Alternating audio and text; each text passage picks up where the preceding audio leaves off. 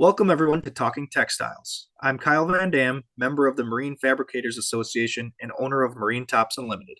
I'll be your host for today's discussion. Thank you, everyone, for listening in on today's episode. The goal of this podcast is to get to know the wide variety of positions and markets that make the advanced textiles world turn. We will be talking to professionals in different roles throughout this series to help inspire the next generation of textile professionals and anyone interested in learning about others' journeys in the world of textiles.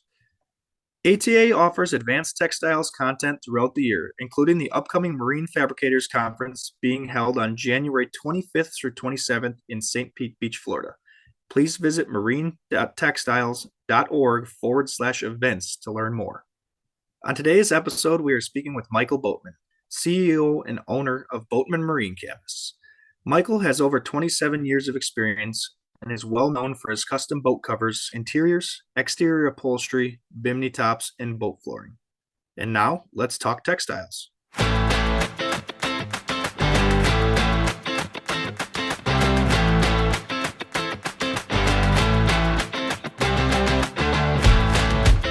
Hi, I'm Kyle Van Dam, and this is Talking Textiles. Today we will talk with Michael Boatman. Welcome to the podcast.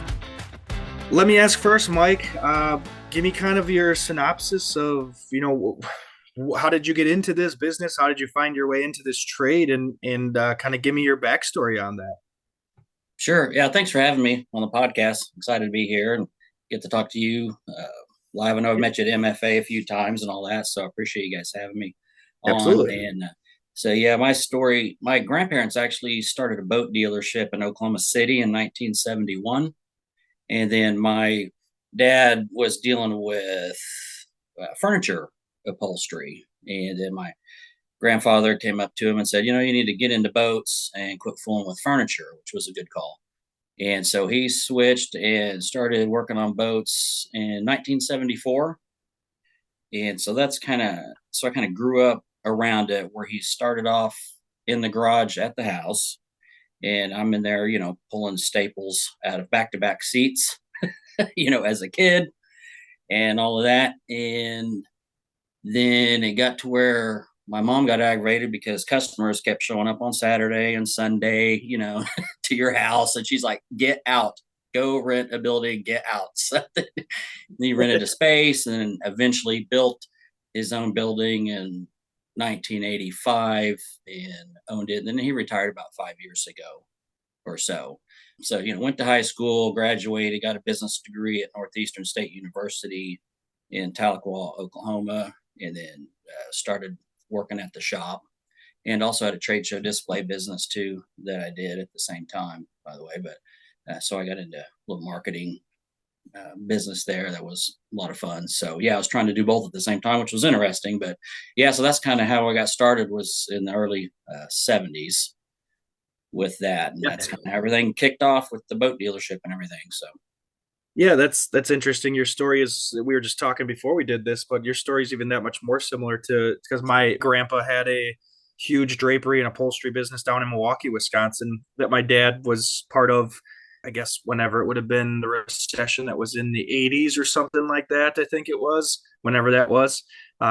He had just bought a whole bunch of new equipment, new vehicles and stuff like that, and it basically forced them to close. They just came upon some hard times there and moved up to where kind of the area where our business is now. And he kind of started doing some stuff like that with a guy that was selling high end paints of some sort, and in his building that they had, and eventually bought that guy out, and kind of just happened to get into the making a couple boat covers for some friends. And then some people that own some marinas up by us saw him and said, hey, can you do that for us? And hey, can you do another one, do another one, do another one? And then they kicked the kicked the drapery and upholstery business to the side and started going full-fledged marine. So kind of a really similar story, multi-generational type of thing. So tell me a little bit more where you guys are located and what's your market there. You got big boats, you got mostly trailerable boats, pontoons. Tell me what kind of give everybody an idea of your market and where you're at. yeah, I was going to let everybody know too that it's kind of funny being in the boat business because our last name's Boatman. So Yeah. part of that is kind of like what else am I supposed to do, right? So you might as well get in the boat world, and it's good for marketing and advertising anyway. But Sure. yeah, so that's kind of odd how I've actually had to show people my license before. They go, "No way, that's your last name," and I'm like, "Yeah, it absolutely is. Here's my license." They go, "Oh, good grief, that's insane." So yeah, I am the boatman. yeah. I didn't make it. Did you change your name? No, I didn't change my name. It's just the way it worked out. But I've been in Oklahoma City. Well, I was born here, so I'm almost 54 years old. So I've been here since 1969. Haven't strayed too far away. And as far as the boat world here, which is funny, you'll love this. The first MFA meeting I went to, I think it was about in 2017, 2018, somewhere. There might have been the second MFA conference. Anyway, I run into this lady and she goes, "Hey, where are you from?" And I go, "Oklahoma City." And she goes, "Oklahoma? They don't have boats in Oklahoma." She goes, "What do you do there?" And I go, "I guess we just mainly work on TPs and covered wagons." And oh my Lord. So she took about 3 seconds to process that to realize I was kidding. And anyway, that was pretty funny. Yeah. There's no boats in Oklahoma. I was like, "Oh, honey, you might ought to study the lake shoreline of miles and miles of lakes we've got here in Oklahoma." So yeah, there's boats everywhere. And what I learned too is you don't really want to live in a lake area. It's better, in my opinion, to be in the big city like we are, because a lot of people trailer them, and then even if they have their boats in a slip, if you're good enough and they like your work, they will trailer that boat to you and then take it back to their slip, right? So we have never Right. done any kind of mobile. I don't go mobile. I don't like the sound of that. So I'm kind of spoiled in that sense. So everybody brings us our boats, and our shop's about 3,000 square foot now. And we, about the biggest boat I've hit in here is about 38-foot cigarette lip ship edition that we Yep. built the cover for. So we can get about 3 or 4 boats in here depending on the size. And there's three of us that are at work here. So yeah, anything from, you know, paddle boats to, like I said, 38-foot boats and a 14-foot tall door. So as long as it's shorter than that, as long as it's under 14 foot and 12-foot wide, we can get it at the shop. So no Yeah. problem. No, Yeah, so we work absolutely. on all types. Absolutely. Yeah. There is a certain level of just comfort and ease of having people bring stuff to you rather than going out to them. Because we do about half and half. And it's just nice having the boats at our shop and not having to travel and forget stuff and this and that. So yeah, that can be a pain in the butt. But yeah, I kind of know the area a little bit that you're in. I have a buddy of mine that lives down by Tulsa, over in Yep. Pryor, Oklahoma. He's over by Grand Lake, so I assume Grand Lake is some of the customers that might come over your way. I assume and bring boats to you. So Yeah, we've been in it so long. We actually have people bring us boats from Arkansas, North Texas, Southern Kansas, all over the state. So yeah, sometimes I'm kind of shocked of how far somebody will bring a boat here. yeah, that's awesome. That just speaks to your level of your level of quality that you guys do, obviously. So, boaters talk to boaters, and that's our best mode of advertisement for sure. Oh, that's a fact. Yeah, 100%. Yep, yep. 100%. Yep. Cool. Awesome, awesome. So, just to rewind the clock a little bit here, I do want to, before we kind of skip through it into just getting into everything, I do want to talk to a little bit about, what we were talking about before we started this too, about kind of how you started with everything with your dad and how that all caught you off guard and everything. So, kind of give me your top level view of that story and kind of, I think it's a good story to tell for folks that are listening to this. I'll, I think it'd be bad if we skipped on this one. I'll start by not stressing out the listener, telling them this story does have a good resolve. Okay, so let's start there. And so, because I've told the story on stage before and stuff, and I've, people are like, "Oh, I'm glad that ended up well." You just freaked out for a bit. Right. But yeah, so I, like I said, went to college, and then early '90s started working at the shop. Right, so I learned how to build boat covers, and that's kind of where I started with all that in my early 20s. And so, like I said, he owned the building and everything. Had been doing it since 1974, so we had good reputation. Everything's rolling along. Three of us there working, and so for 25 years, I was told, okay, this is your inheritance. The building will be yours, the business will be yours. This is all yours, which if you're in the upholstery business and somebody says that's all yours, it's kind of funny. You might end up with a used sewing machine and a few yards of umbrella under the table. So, I mean, I guess it's relative on how you view All of this for me. Wow. yeah, how you view all of this, right? Yeah, okay. So, I understand that. But you did own the land, did own the building, right? So that's very key to the story. That's the linchpin anyway. So I'm like, okay, great. So, I just, got married, had 3 kids, working in the family business, barely scraping by, the whole situation where, you're which bill do I pay this month, the electric bill or the gas bill, and I realize a lot of people have just struggles in that in general, but that was just the situation. So it wasn't like, oh, I'm in the family business and we're just, making all this money. Because keep in mind, it is the upholstery business. At least that was always my view of it. It was never a get rich scheme by any situation, is to Sure. get into the boat upholstery business. So I just worked, right. How fast could I build a boat cover? And I remember the first time I built a boat cover in one day, he freaked out. That's Yeah. not equipment. That's not plotters, cutters. That's just me slinging it. He You're was right. like, holy moly. So I always kind of pushed myself and always tried to get better and learn and things like this. And I was always okay. So let me say this too. My parents are fabulous. They're great. And I believe that too. So when I go into some of this, it's not.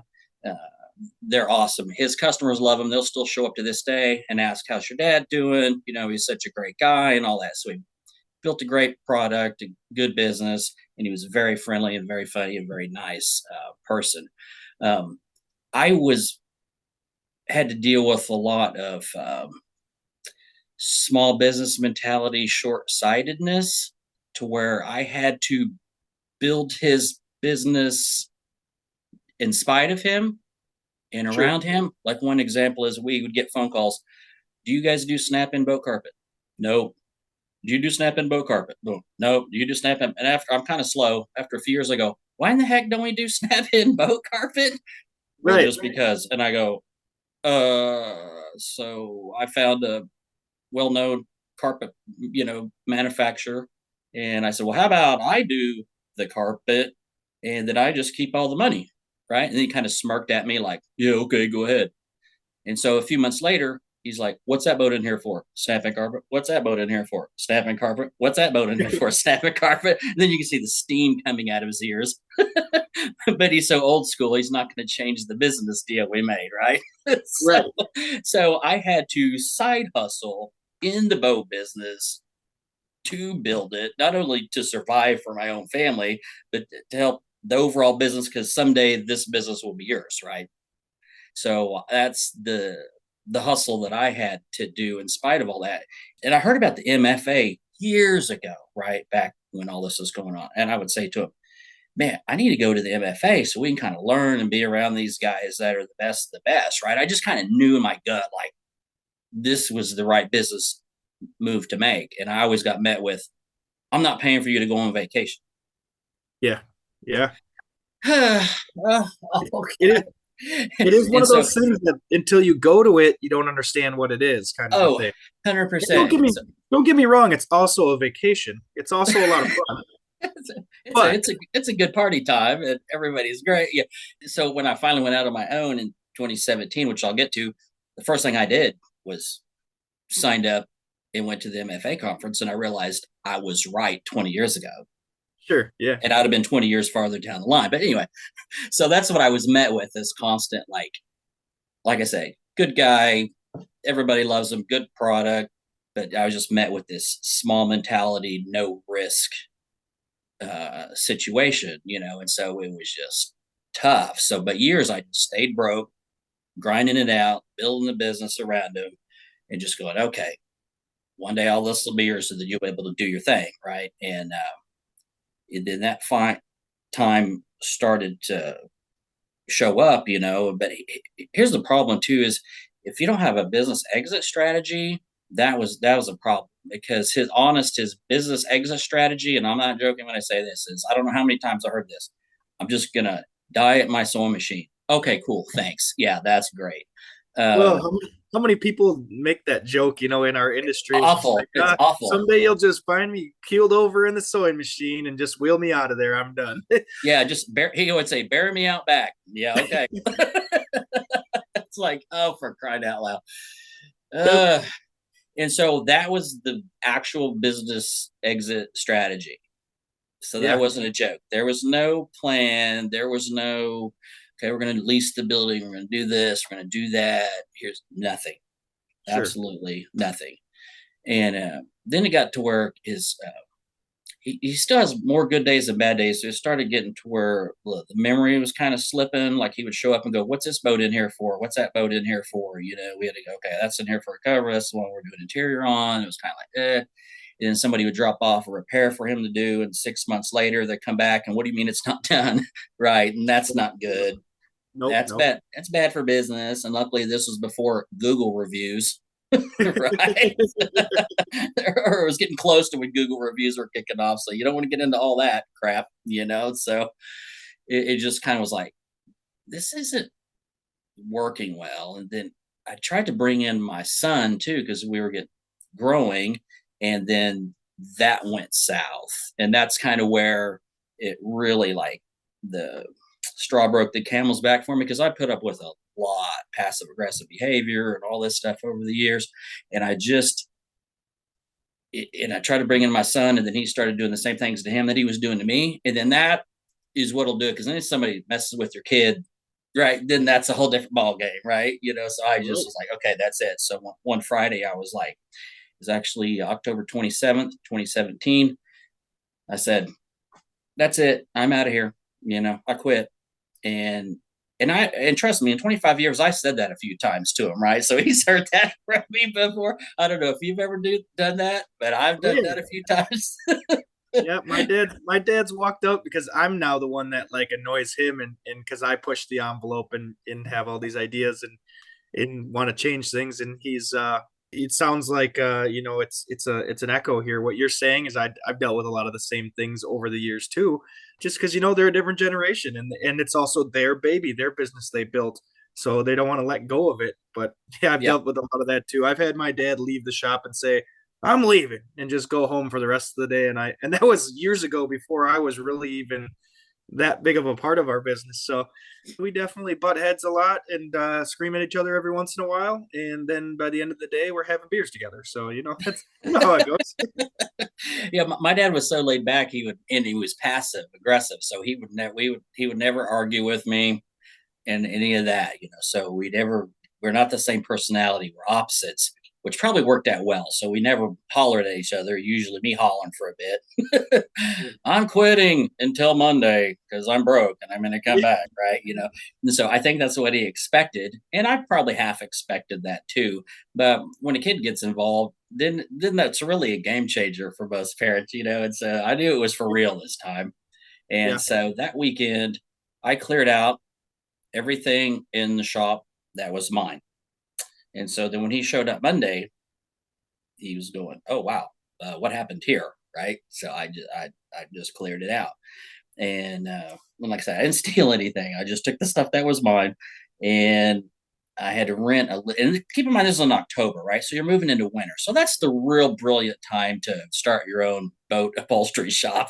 Is when it's 30 Right. degrees in Oklahoma. Yeah, so that was ignorant, and so I rented a little 1,000 square foot building, and it was a tin can. It was a box. It was a tin can. I couldn't get some ski boats in there because they approached into the bay. It was just awful. Some I had to build outside in the parking lot.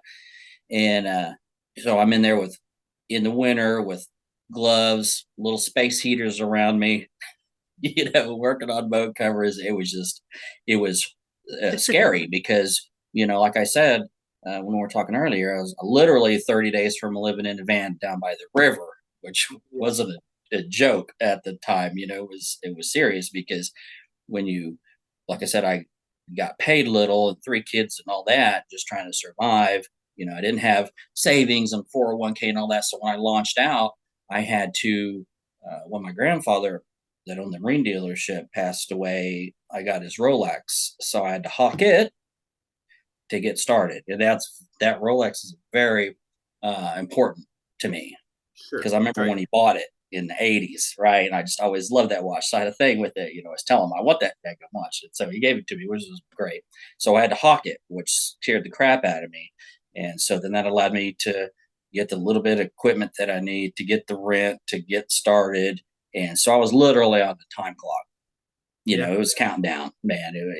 And so luckily, um, we had enough reputation out there that I was able to kind of get a few customers I had kind of made friends with. Because over the years, being around 25 years, people were calling more to the shop and they were asking for me Right. more than him, right? That you've seen that too, right? They go, "Hey, Yep. where's Kyle? Where's Kyle?" They're not asking for your dad as much anymore, right? So I was able to kind Right. of go to a few boat dealers and go, "Hey, here's kind of what's going on, oh crap," and they go, "Okay, yeah, we've been dealing with you anyway. You make the covers anyway." So I was able to just kind of go out there and drive around and hustle for a week, right? Kind of Yep. let everybody know, and that created quite a rumor mill in the city and stuff. But um, so after 8 months, um, there was a building up the street that my wife and I kept looking at that was for rent. And I was like, I'll never be able to afford that. It's a 3,000 square foot building. I'll never, God, I wish that's like get me out of this tin can. This is awful. Yeah. And it worked out to where when I met the guy who owned the building, he was a past customer, a Oh, past boat customer. He was a hardcore boat guy and owned several buildings. He showed up and he's like, Mike, and I'm like, hey Barney, what the heck, man? And he opens up the bay door and it's got his boats in there. It was like that's this awesome. weird sign. It was freaked me out, man. I was like, what? Is this some kind of sign from God? Like, I'm going to look at this building to rent. And there's boats in it. And I know the owner and we've done work for him in the past. It was like, and he's ended up being a great mentor too, by the way, because I always had horrible mentors growing up, and this guy's been just made of gold. So it just worked out more than just a landlord situation. And so then it worked out. And then how it worked out is after I quit, my dad finally decided to retire. So 7 months later, he quit and he had a sale, right? So I had to show up to the sale. Remember, I hawked the Rolex, had a very little buddy at that point. So I had to show up and then buy, supplies and a little bit of equipment. And he actually got mad that I showed up to the sale. And I had to pull him off to the side and go, look, quit harassing me because I'm here like all these other upholsters and everybody else buying stuff. I've got money and I'm paying like everybody else. So relax. Good Lord. Right. It was weird. And so he finally shut down. And then Dwight, who did all our interior work, who's just absolutely great. And now we have the MFA awards to prove how great he is in interiors. I was like, well, you're not allowed to retire, and I can't. So why don't you come and we'll rent this? I'll get this 3,000 square foot shop. And he said, Yeah. okay. So there was then two of us moved over here. And then this last year, my son, who's 25 years old now, he came on and he's learning boat covers and stuff like that too. So now they're kind of back to three of us like there was Sure. back in the day. So during that sale time, like I mentioned, and I didn't have any money to buy the building, of course, right?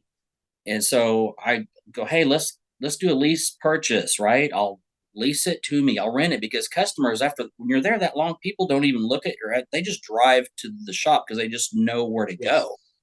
That's a Yep. We're powerful situation, you Yeah, know. we're still having that with our new shop. It's about a mile down the road from our old shop, and people still go there all the time, give us a call, and they're like, "Are you guys closed? We don't see any lights on or anything inside." And we're like, "No, we're here." Oh, you're at our old shop, I bet. Yeah, come on Yeah. down. So we have that happen all the time, and there's a different now. There's a community center we sold it to, and still people do that. Like Oh that yeah. just yeah, you're right. They just know, oh, that place right there, that building is the place. I don't even know what the name of the place is, but that's the boat shop in Amro. That's Oh, what we're. exactly. Absolutely. Yeah. And so that's a big deal. So I wanted to stay there. So I was like, okay, let's lease it to me. And I made him like three or four offers. And the last one was like $80,000 more than what he was wanting to sell it for. Like I was trying. I'm, write up the paperwork and go here. And they just said no. And I guess they were just going to show me, I guess. I don't know. So yeah, I sold it to a guy, and then weed went legal in Oklahoma, which is, trust me, a big mistake in my political opinion. because it ruins everything. Yeah, that's a freaking weed shop. So when customers show up over there, you probably got two guys with machine guns cracking open the door and going, "No, the boat place is gone." Not a boat place anymore, man. No, no, we're growing weed in here now. So cool. So yeah, so unfortunately, the building went for a disturbingly low amount, and that was the real hard part for me to do was to swallow that pill. Because now, if you want to build in the city these days to do what I want to do, you're probably 500,000 to 750,000, give or take. Yep. Yeah, right, just to go, and it's like, oh god, that's tough, man. That's hard. It's real hard. Yeah. That's when That's you why the know. majority of people in our industry are renting or leasing a building instead of buying. We luckily have a 6,000 square foot shop here, and we're building another building behind us. But we look at it as it's like that's going to be my retirement or my gift to my children that I don't even have at this point. But if that's the route that we go, which we'd like to, and they want to get into the business, that's what I can give to them. And with me and my dad, it's just working out where he's going to get paid basically the rest of his life, even after he retires, and then I inherit the business. So yeah, it's Yeah. interesting, but most people don't own a building, and it's because it's tough. It's a huge for a lot of us that are seasonal or are somewhat seasonal. It's a big risk, and it's a smaller business like we all have, and that relies just on all us basically, the owners and the people that have the knowledge in their head and the skills. It's a big risk to take. So yeah. Oh, yeah, it is, especially when rent keeps going up and up. That's the fun Yep. part too. So the light at the end of the tunnel is still more rent. That's a great write off right at the end of the year, 100% expense. Yep. I get that part of it, but like you're saying, when it comes to retirement or if you decide to sell or whatever, the you don't own the building, that's a big chunk. And I think to their to my parents' deal, I've obviously had about 5 years to kind of analyze this and try to figure out what happened, what I do wrong, as a kid, what I do wrong, what happened. And I think it was just honestly based out of fear more than what I did, like leaving or whatever. I think it was just like, we got to cash in, get all our money to our finance guy so we can tell us that we're good, right? Because they bought a new house, it was paid for, their cars were paid for, everything was debt free on their end, right?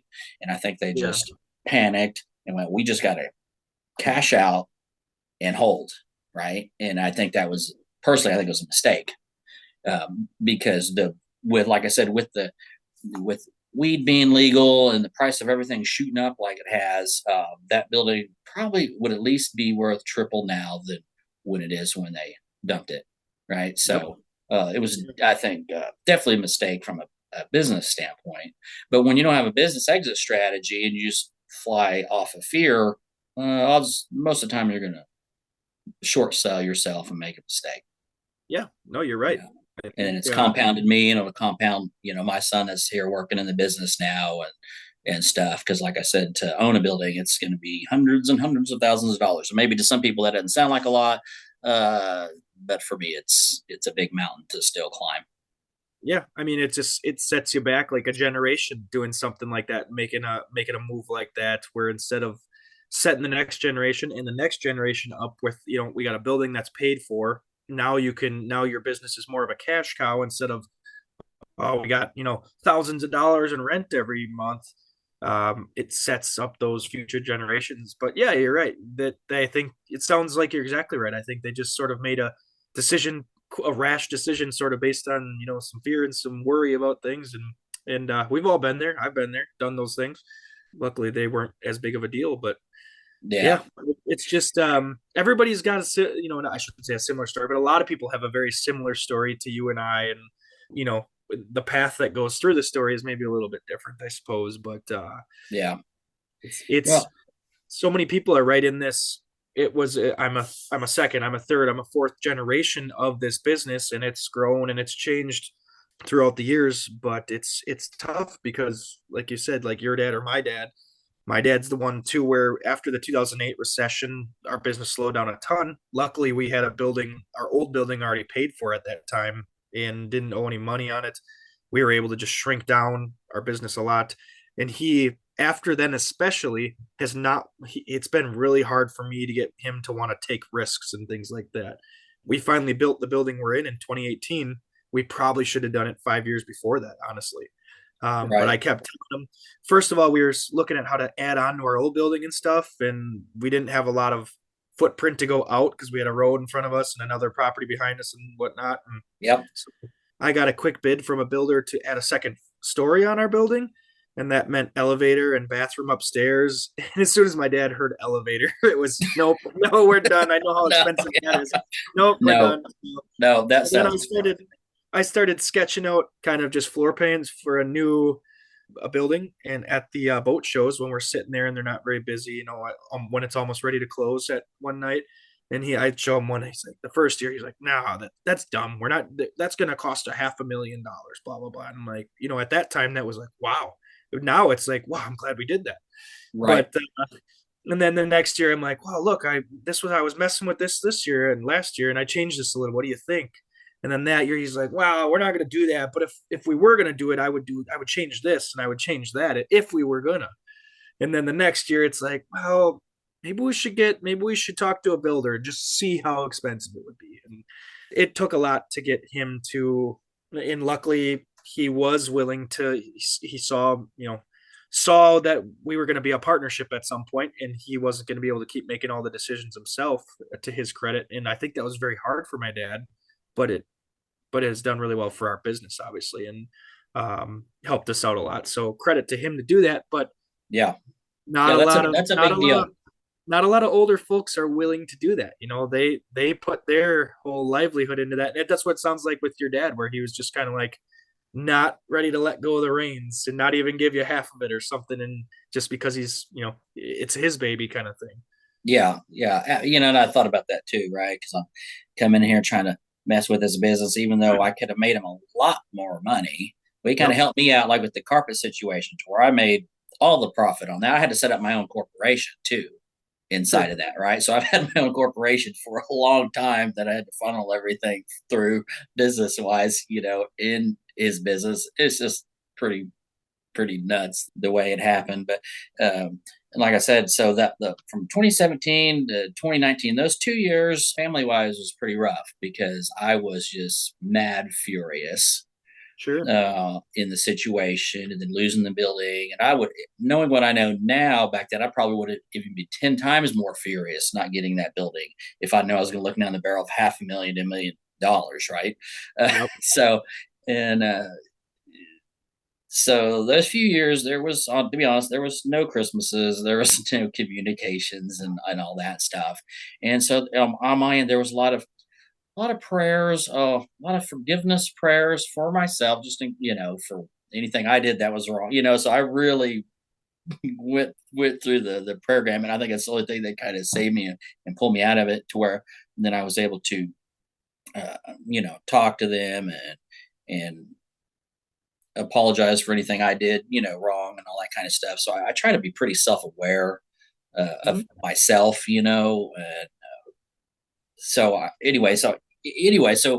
based off, prayer and forgiveness and all that, it worked out to where the only thing that aggravates me, I was like, dang, I wish I had that building. Other than that, I don't even really get aggravated or anymore or think anything about it. I talk to them quite a bit, and they'll swing by the shop and we'll chat, and everything's been, great since 2019, right? So, you know, because I'm old enough now, I don't want anybody to pass away and go, "Oh, I shouldn't have hated them all those years and held on to it." But I just, I just can't hang on to that, And so Yep. I finally took me a few years, but my goodness, I let it go, and here we are, and we're, rebuilding, and and so that's kind of where I'm at. So it all ends up good, and everybody's back hanging out at Christmas and chatting, and everything's fine. But Awesome. it was it Awesome. was it was a heck of a 2 years, buddy. I'll tell you.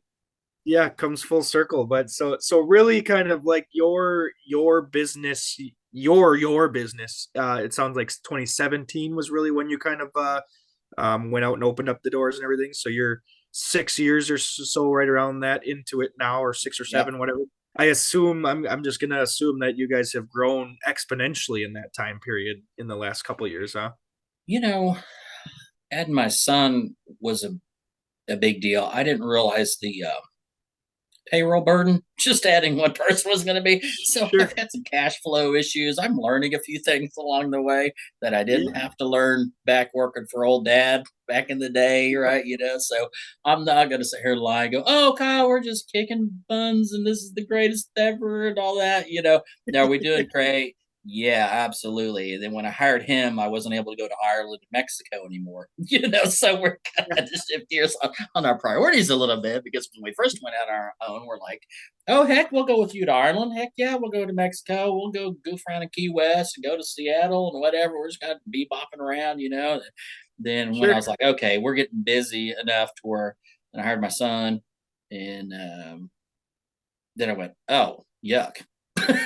oh, this kind of put a halt to some of that. So no, I feel like so I'm learning to regrouping and rebuilding with three of us now, right? To then eventually add Sure. four, and so then I'm kind of in that process, like most people, is how do I how do I expand and grow, or what I want to take on from here? You know, because with our Yeah. last name Boatman, and we're in the boat world, I don't want to. I really honestly don't want to like get into awnings or any of this other kind of stuff to Hmm. grow because I know a lot of guys they'll do boats and they'll do awnings and all of that, but I'm Right. just don't I don't want to do that because I don't want to go be responsible of screwing things into people's buildings and homes and stuff. You know, I just didn't grow up around it, so I'm not comfortable with that. So, Right. and I know people do it, and that just sounds insane to me. Um, and so, you know, so right now, I'm just going to figure how what can I do to maximize in Oklahoma the boat world, Yeah. you know, No. and so that's why so I really want to stay hardcore uh, in the boat lane, you know. Yep, that makes sense. So let me ask you then, switching gears a little bit here. I know I told you I wanted to touch on this too, and I did mention that we didn't want to. I was going to try not to take half the podcast with that last Oh, topic, sorry. but we did. We did. No, it was good though. It's Yeah, good. okay, good. It's a great story to tell. So it's good content. But let me talk about as far as like the technology thing and every technology side of our business and where a lot of things are going, or at least the possibilities are there now, I should say, is where are you guys? Have you looked into much of that? Are you digital at all? Do you have anything technology related? Are you thinking about it? Where are you at with that kind of stuff? And Well, what so do you see your business possibly doing in the future? yeah, absolutely. Good question. I actually, one of the reasons joining MFA was to obviously meet people like you and then learn because I know even though we're pretty good at what we do, I know we could be a lot better, right? So it's multifaceted why I joined MFA. But one of them was to definitely learn the technology side of things. Mhm. And since I wasn't allowed to go to MFA on a vacation 20 years ago, I feel like I'm behind the game. And so showing up and going, oh, okay, cool. So here's the technology, here's the plotters, the cutters, and the things, and here's what guys are doing with them. And I know, and here's the 6-figure price tag. Yay, enjoy that.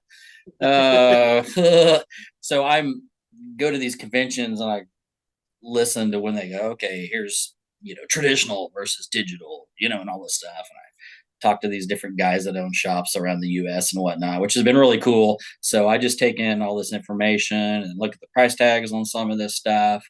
And so I'm processing. So the closest I've gotten so far to digital is dealing with the EVA flooring is I got a laptop and photo modeler, and Mhm. so then I will and the camera and all that kind of stuff. So I've learned to take the photos, turn it into 2D, and then send it off to the manufacturer, the cutters, right, for the flooring, Sure. and do that process. So that's my first little you know toe dipped in the water as far as technology goes, just going with the little 2D system. So yeah. And do I own Rhino CAD? Yes. Have I opened it up? to play with it? No, because it scares the crap out of me. But it's on my computer, so I'm making chicken baby steps here with the 3D part of it. So yeah, and did my son take Rhino CAD with Adam? Absolutely. Yeah. Have I watched those videos? No. So anyway, so old dog new tricks kind of situation, I guess, is what I find myself in. Is that so? So I do want to learn more. It just comes down to anything else, right? Like justification. So when we just do one-off builds and each boat's different, it's hard for me to justify that kind of money right now. If I was manufacturing or even in light small manufacturing situation, kind of becomes easier. Or if I'm mobile, $30,000 blue box that sets on a boat, right? That's a little more justifiable. I understand that it's easier Yep. because what I do here, I don't. It's very rare, except for flooring, that I pull out any kind of paper patterning. So when I build a boat cover, I sew the bulk material on it. I throw it on the boat. I pin it, mark it, and next time I put it back on the boat, it's done. Sure. So I'm not putting brown paper and plastic over boats, marking the boat cover, then tracing it on material. Yep. That just seems ridiculous to me. So I don't understand that process. And I know guys do it, but with the boats here in the shop, right, I just throw the material on, boom, and we go. Sure.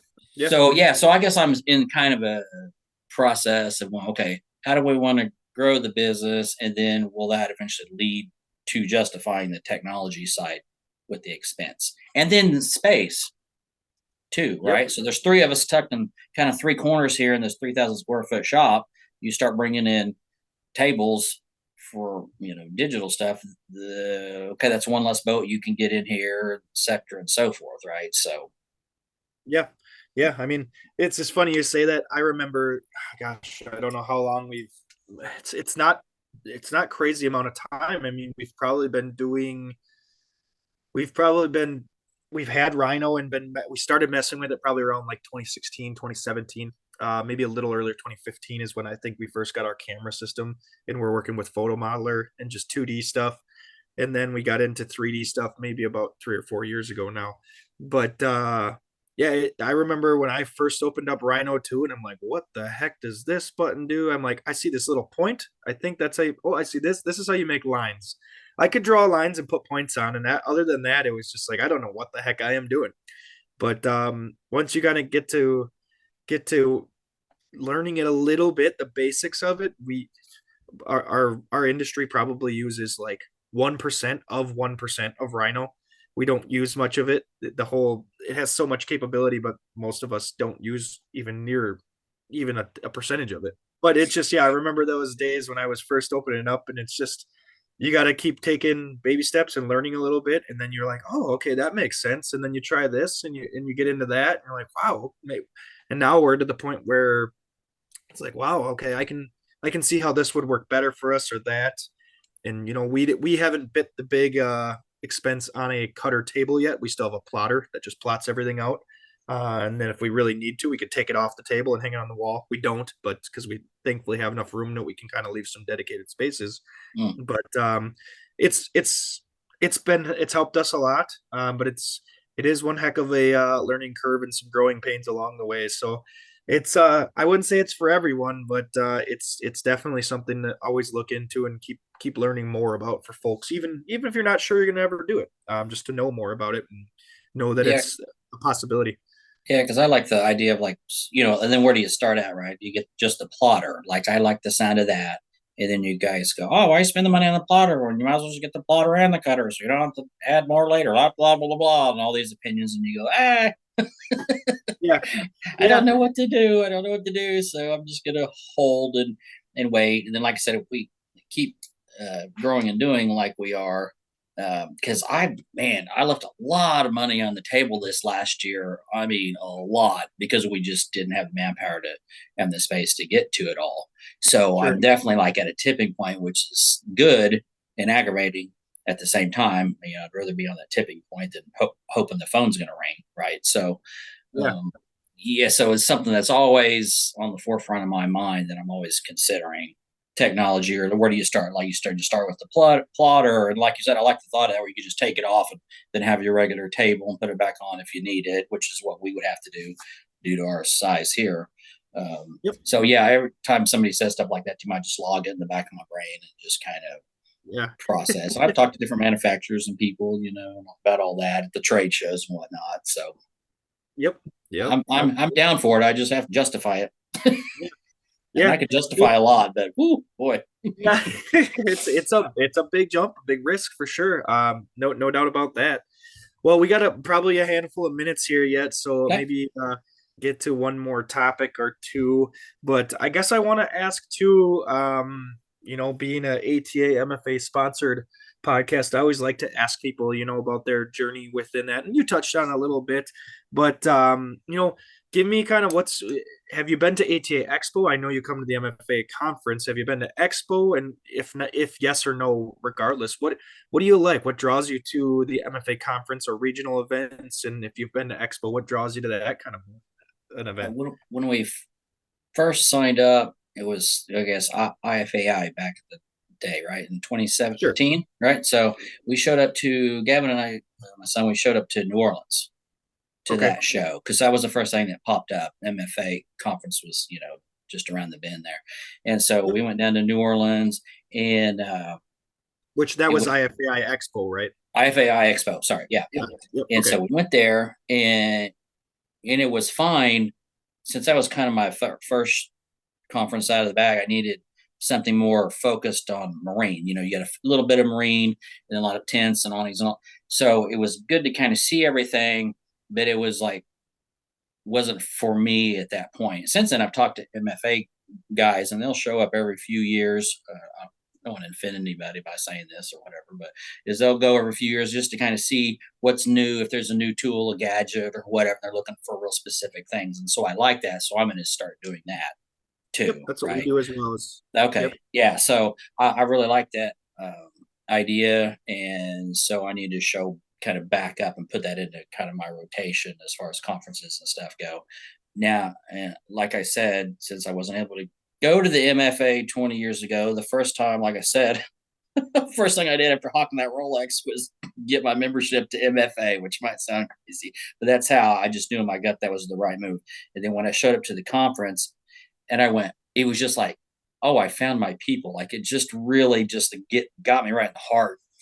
Um, because I don't mean to get emotional about it, but phew, and this is gonna sound really stupid. I remember when Mike Charlton, he was saying something. I didn't know anybody from anybody, and he referred to like a boat enclosure, a boat cover as being sexy. And I go, holy crap, I say the same things. These are my people. These are my weirdo.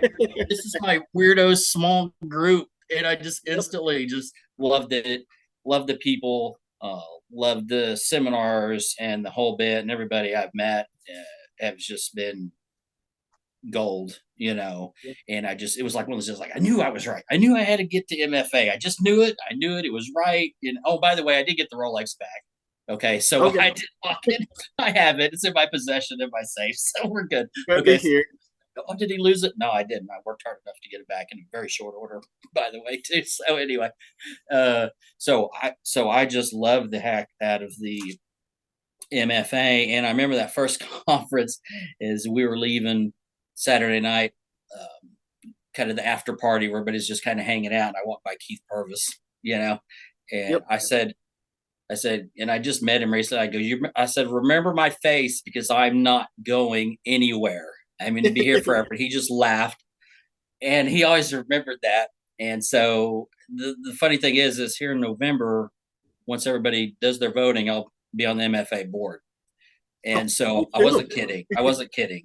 Oh, So I'm serious. So I've been on committees, going to be on the board, and I'm just going to go just as far as I can, learn as much as I can, and then help MFA as much as I can yeah. for me. It's So yeah.